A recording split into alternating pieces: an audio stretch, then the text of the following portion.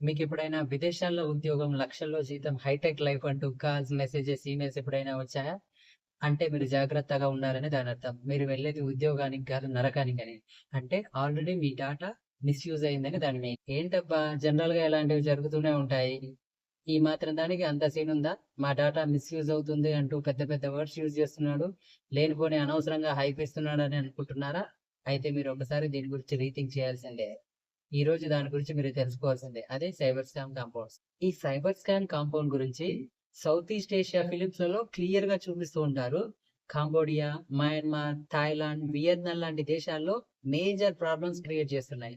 సింపుల్‌గా ఒక్క ముక్కలో చెప్పాలంటే ఇవన్నీ ఒక పెద్ద క్రైమ్ ఫ్యాక్టరీస్ ఆర్ క్రైమ్ క్యాంపస్‌గా వర్క్ అవుతుంటాయి.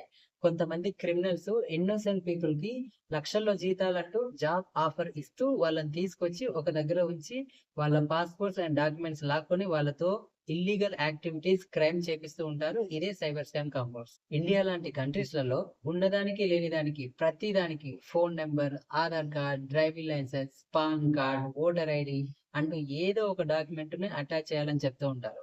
అలాంటప్పుడు ఇంత పెద్ద నెట్‌వర్క్‌లలో మీ డాటా సింపుల్‌గా మిస్‌యూజ్ అయ్యే ఛాయిస్ ఉంది. అలా మిస్‌యూజ్ అయిన మీ డాటాతో మీ రిక్వైర్మెంట్స్‌ని, మీ సిట్యుయేషన్‌ని, మీ ఎకనామికల్ కండిషన్‌ని, మీ సైకలాజికల్ బిహేవియర్‌ని కూడా చాలా సింపుల్‌గా అనాలిసిస్ చేయొచ్చు.